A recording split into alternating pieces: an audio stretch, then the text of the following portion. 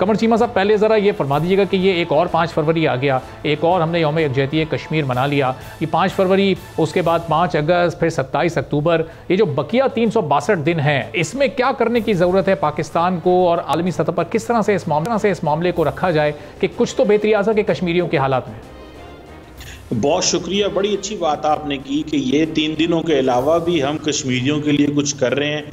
मैं आपको आज की बात बताता हूँ कि इस वक्त पाकिस्तान के अंदर पॉलिटिकल कैंपेन चल रही है, और मैंने सुबह देखा नवाज शरीफ साहब को कि वो मरी में खिताब कर रहे थे। मैंने सारा खिताब उनका सुना है, कश्मीर के लिए एक लफ्ज़ नहीं था। ये हमारी पॉलिटिकल पार्टीज़ जब अपोजिशन में होती हैं तो कश्मीर की बात ही नहीं करती, जब हुकूमत में आती हैं तो स्टेट प्रोटोकॉल होता है, ज़रूरियात होती हैं तो आप कश्मीर पे बोलना शुरू कर देते हैं।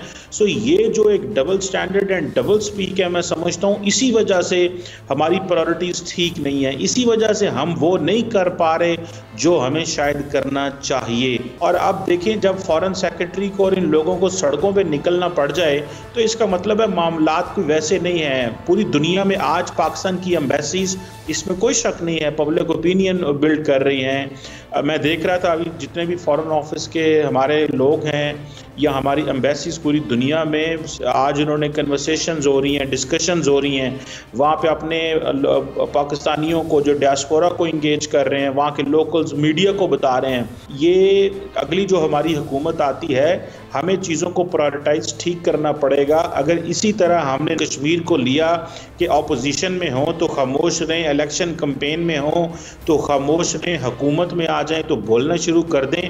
मैं समझता हूँ इस तरह भारत भी इन चीज़ों को देख रहा है कि शायद ये अब वो उस तरह इंटरेस्टेड नहीं है।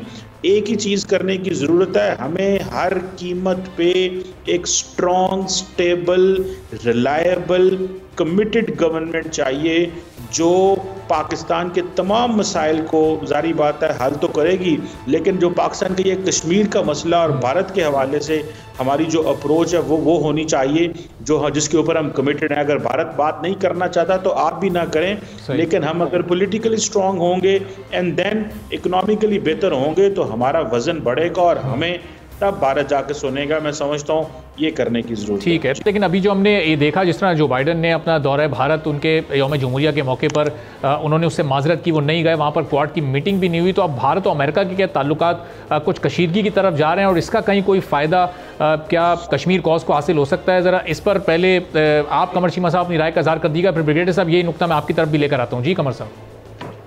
नहीं, मेरा नहीं ख्याल जी इसका कोई होगा। भारत की जो स्टोरी है वो सिंगल हैंडेडली वो जो कहते हैं इंटरनेशनल कम्युनिटी मानती है, और ये जो दौरा पोस्टपोन हुआ है, जो नहीं उन्होंने कबूल की दावत, उसकी बहुत सारी वजूहात थी। एक तो जारी बात है भारत की जो इन्वॉल्वमेंट है पन्नू इंसिडेंट में, जिसमें वो चाहते थे पन्नू को कत्ल करना, सिख रहनुमा को अमेरिका के अंदर, एक तो वो थी, और दूसरा शायद अभी थोड़े दिन पहले ही तो वो गए थे, तो अमेरिकी सदर का ये कोई प्रोटोकॉल नहीं है कि हर 2-3 महीने बाद वो एक दूसरे मुल्क में जाएं। शायद वो समझते थे कि ये ज़्यादा एडवाइजेबल नहीं है। और उसके साथ साथ अगर आप देखें तो अमेरिका जो है वो इंडिया को ड्रोन्स दे रहा है और बहुत कुछ दे रहा है। सो ये चीज़ें जो हैं वो अभी $4 बिलियन के ड्रोन्स उन्होंने अप्रूव किए हैं उनके। सो मैं समझता हूँ कि हमें दूसरों पे कोई सपोर्ट की उम्मीद नहीं है।